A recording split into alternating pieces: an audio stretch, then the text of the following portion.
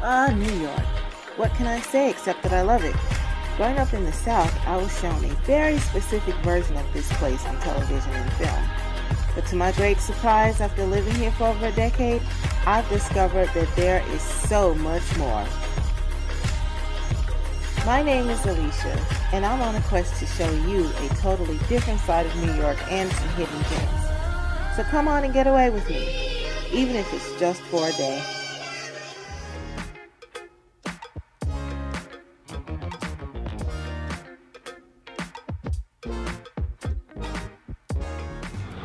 Oh my goodness, I cannot believe it took me so long to ride this trolley.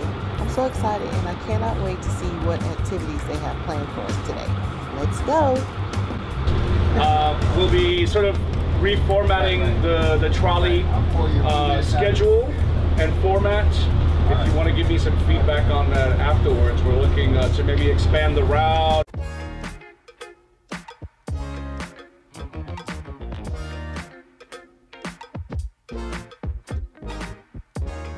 Here on the first stop on the Bronx Trolley tour, and I'm here with the lovely Juanita Lanzo. She's with the Longwood Art Gallery at Hostos Community College, right there on 149th Street, right off the 4 train. I've been in the Bronx for 12 years and I had no idea. So Juanita, please tell me and everyone else what we need to know about this place. About Longwood Art Gallery at Hostos Community College. We've been in this location since 2003, but the trolley started in 2002, and what I love is that the first Wednesdays of every month, 10 times a year with the exception of September and January, the trolley stops here outside the gallery, 149th Street and Grand Concourse, and it will drop off and pick up people along the Cultural Corridor route, and Charlie will give you more details about that. Bronx Museum, Andrew Friedman Home, Bronx Art Space, and other artist-run galleries in the neighborhood. So that's pretty exciting. If people don't want to go on the trolley loop, they can stay here with me and hang out, and I can give them a tour, etc. And the trolley is free. So free? Free. F-R-E-E. Yeah. That's the best price. So let me ask you about the art that's displayed here. Is it mostly by Bronxites or is it people from all over the city? It's a combination. This exhibition called Noir, Defining the Melodrama, it was an open call that we hosted for artists.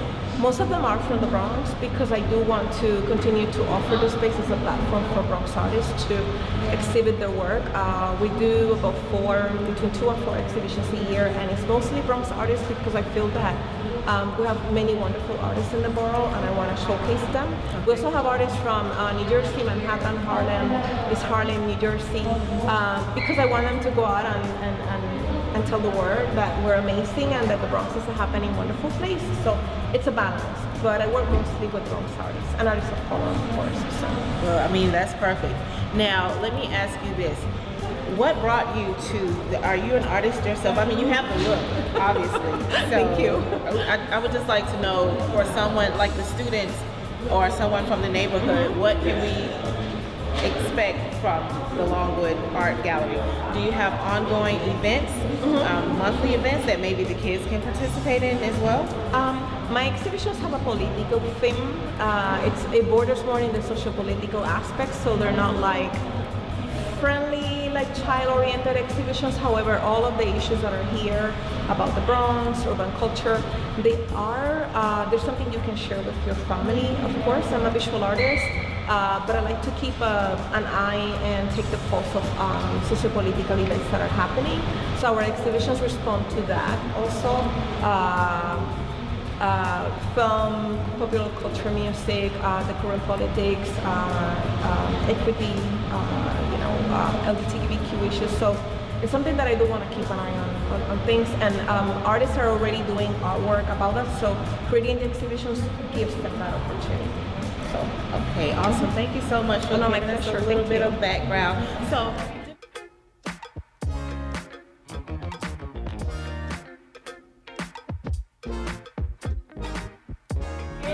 Charlie Vasquez, and he works for the Bronx Council on the Arts. I'm the Deputy Director at Bronx Council on the Arts. We're the ones who organized the South Bronx Culture. I've been with the organization since 2013, but the trolley has been running since about 2002. and it was created as a way to link all the arts organizations in the South Bronx cultural corridor where we are here, in and around the Grand Concourse, Lower Grand Concourse, and some of the communities that annex it. So as you may or may not know, we have the Bronx Museum of the Arts, the Andrew Friedman Home, BCA maintains the Longwood Art Gallery at Ostos Community College. And there's other independent galleries and spaces that have been opening up. So it's just a way to sort of link them all together and to sort of help people get to them in case they don't know they're there. And what's the cost of all of this? It's free. It's free. It's free. So no excuses. No excuses. You can find out more information at bronxarts.org. or look up Bronx Council on the Arts on the internet and find your preferred information channel. And you can always reach out and sign up for the mailing list. If you do, sign up for the BCA mailing list on the homepage. That way you'll get notifications about the trolley, because we need to send the information to you, right? So, right. Yeah. And how often do you do this? We do it 10 months out of the year, 10 times a year.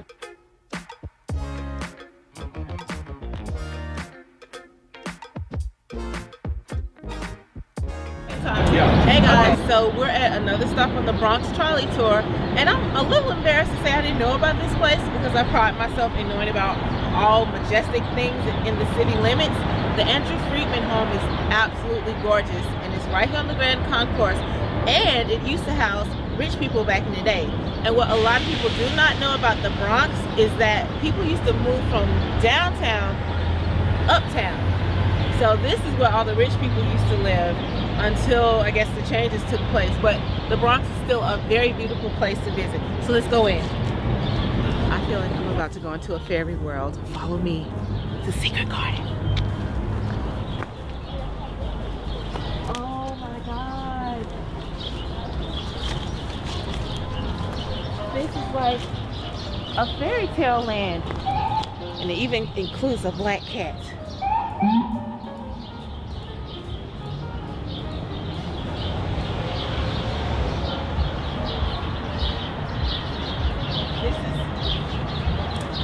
Amazing.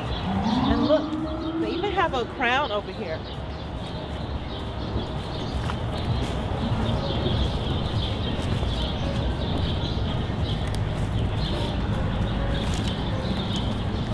I'm telling you, if I had grown up here, I probably would have spent as much time here as possible. Let's go into the grounds and see what they have inside. Awesome.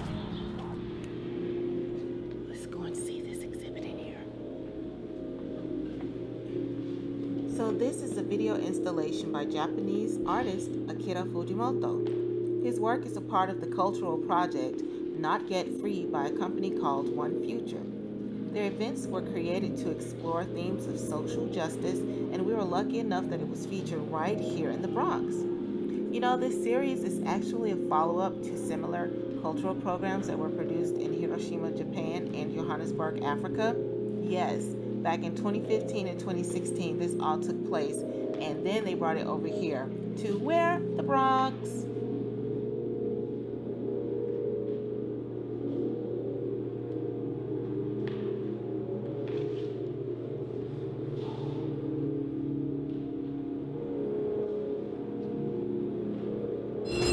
Off to Bronx Art Space. I'm gonna nose around and talk to different people and see what they think of the tour so far. I think it's pretty darn cute, and I'm sure they'll agree with me.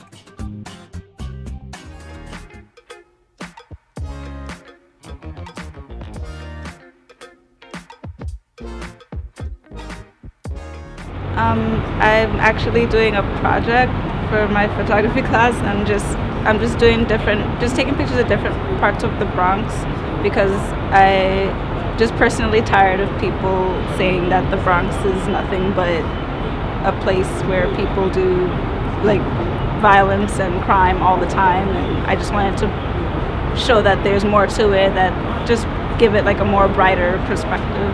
So where are you from? Ireland. Ireland! Oh, are you visiting or do you live here now? No, I live in Queens, yes. Awesome. So what made you do the Bronx Trolley tour? Just want to see what's up in the Bronx. You know, I've been for more than 1 year. Every time we want to see that fantastic trolley, it looks so cool. And then see the Bronx Museum. I've never been there either. So always try to come out to new places like yourself. You explore, see new people, new culture, and get new ideas. There's a lot to see in the Bronx, and one of the best ways to go do it is via the trolley. First Wednesday of the month, and it's free, it's educational, and you get to go to multiple places and experience the culture that we have in the Bronx. Okay. Thank you. Just look at everybody, smiling, happy. I love seeing people have a good time. I think we need more modes of transportation like this in the city, don't you? What is that? It's called Roma Carriage. All right, bell.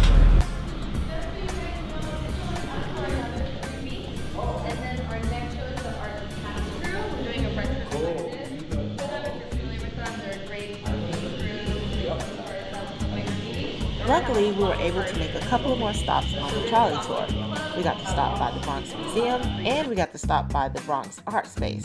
Oh yes, there is culture up in the Bronx, so you should come and check it out.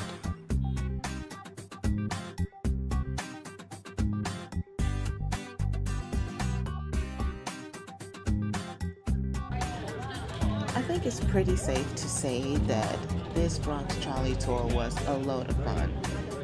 And some of us had more fun than others, but hey, isn't that what life is all about?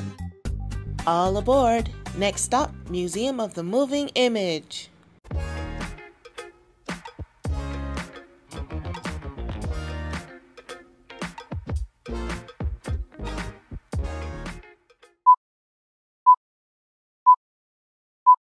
Hi guys, so I made it into the museum, I put my coat away, and I'm here with the Director of Public Information for the Museum of the Moving Image, Tomoko Kawamoto. And she set this whole thing up for us today to see what the museum is all about. Thank you, Tomoko. How are you today? I'm fine, thanks, and we're happy to have you here.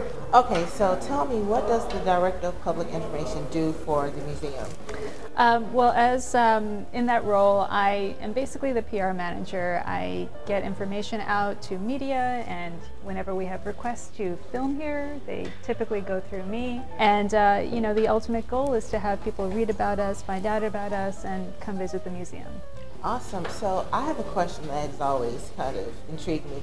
How do you choose the exhibits? Because now you have the Scorsese exhibit up, but before you had Mad Men, and now you have Jim Henson coming in a few months. So do they come to you, or do you guys seek them out? Well, it's a combination. We have a team of curators, and they will generate exhibitions based on our collection, so drawing from our own collection of objects and materials having to do with the history of the moving images. They'll also go out and see what's out there in the world. So, for example, the Scorsese exhibition is something that's been touring around Europe and Australia, and we're the first US venue for it, and that originated at a museum in Berlin, actually. The Jim Henson exhibition, which will be opening later this year, is something that is drawn from our own collection. So we received a gift of a number of puppets, actually nearly 400 objects altogether of puppets and other materials from the family of Jim Henson. And so we're working on that very hard and hope to open that later this year. Awesome. I think when you guys have the opening of Jim Henson's exhibit, I'm bringing my puppet too, just to take pictures. Is that okay? Yes, you can do that. Okay, yay. All right, so we're going to get started, get into the museum, and hopefully we'll see you later on. Okay. Bye.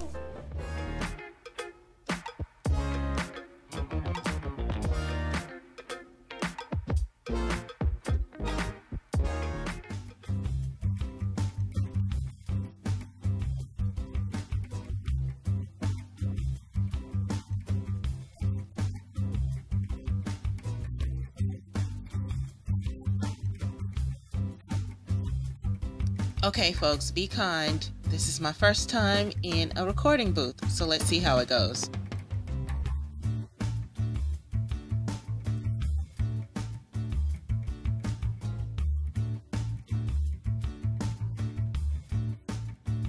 Of course I would use the footage from Coming to America, Everyone I knew growing up wanted to be in that movie.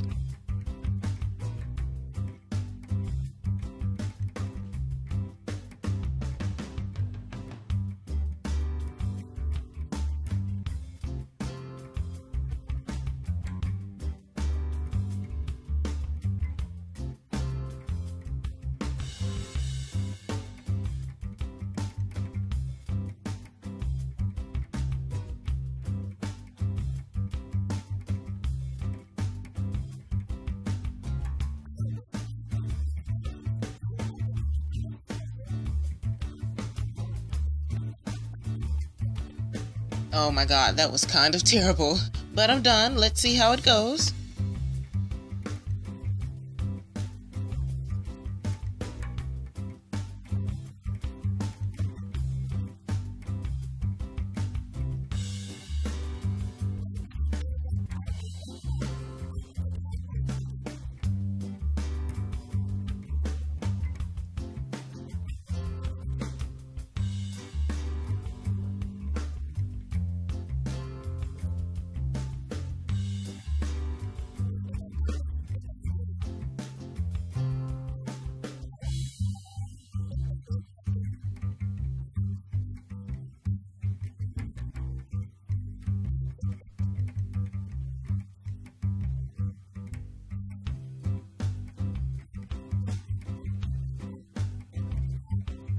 Wonk, wonk, wonk. Like I said, that was pretty terrible.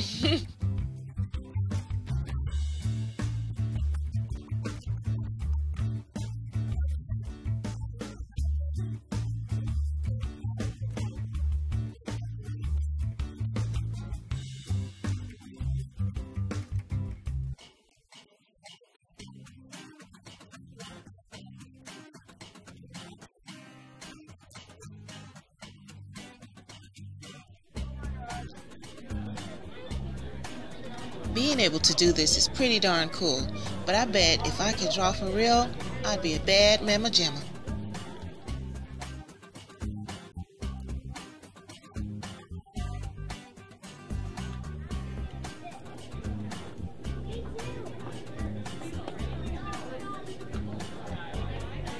I guess that's it. I really like this portion of the museum because I think it's so cool to see all of this electronic equipment from the time before I was even born. So I'd like to read a little bit of a poem called To Television by Robert Pinsky. Now I like you best in a hotel room, maybe minutes before I have to face an audience, behind the doors of the armoire box, within a box. Tom and Jerry are also brilliant and reassuring, Oprah Winfrey. And thank you. I watched live Jackie Robinson stealing home. The image, oh strong shell enduring, fleeter than light like these words we remember in, they too winged at the helmet and ankles. Yeah, I know that was corny, but what do you expect? It's me.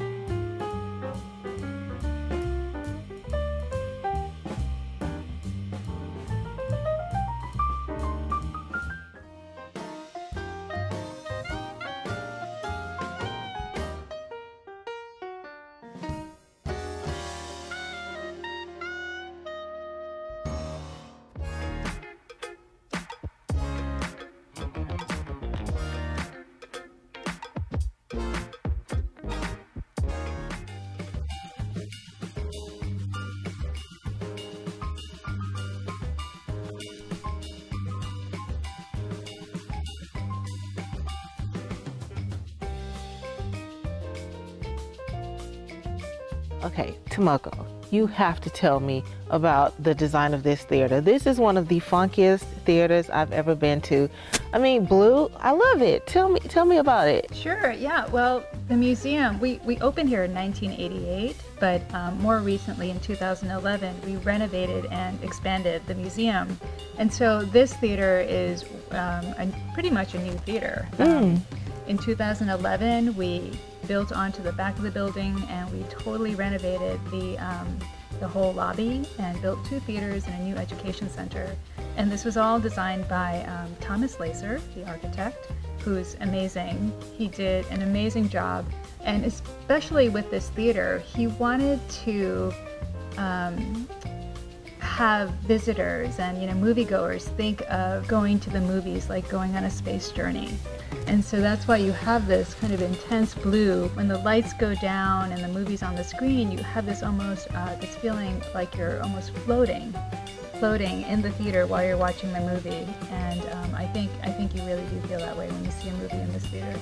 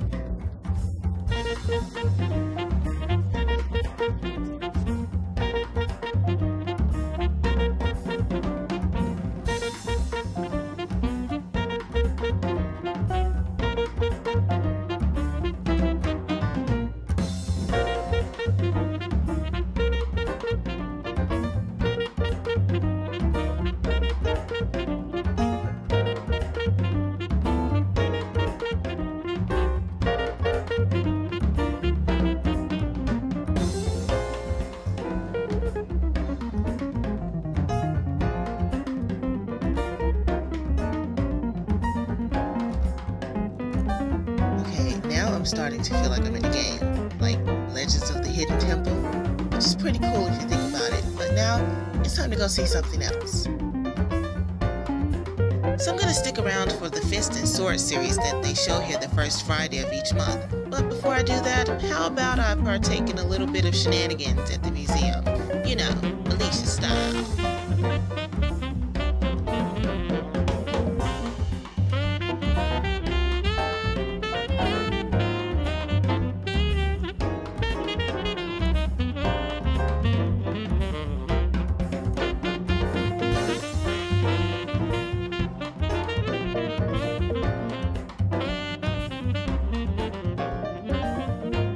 Now that we're done with that, let's move on, shall we?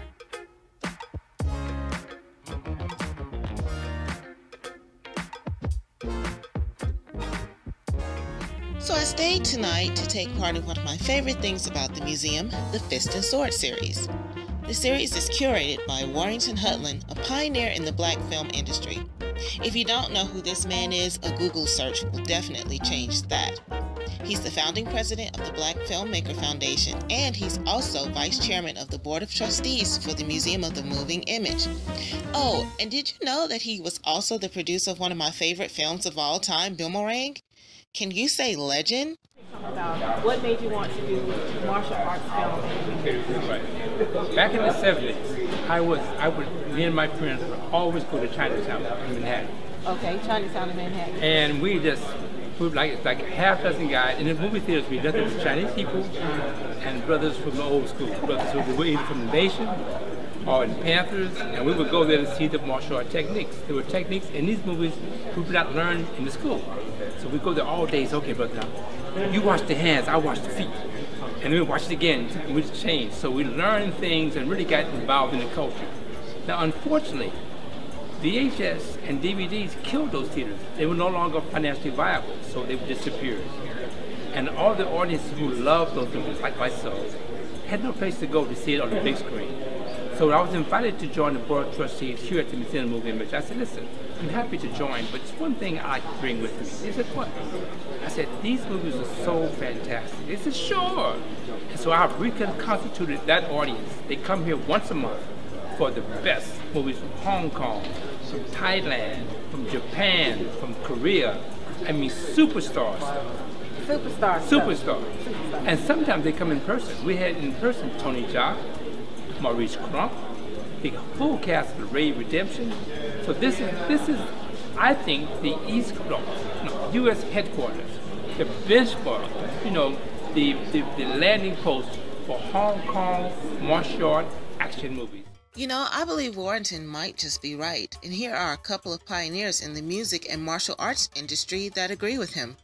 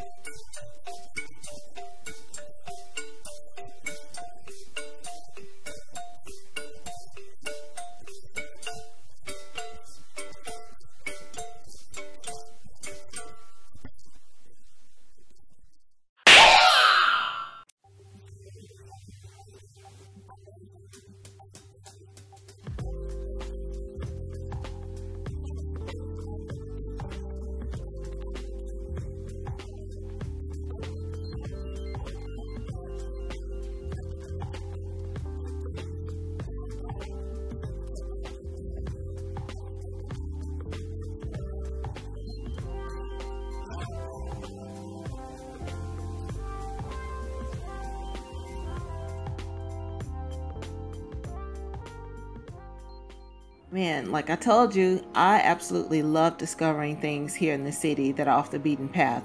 I mean, a trolley in the Bronx, a mansion in the Bronx, and then I go to Queens and I get to see all of this television history. You just can't beat it. I enjoyed myself and I hope you guys enjoyed it as well. So don't forget to check in with me again on the next episode of Getaway for a Day with Allyshia Renee. Bye!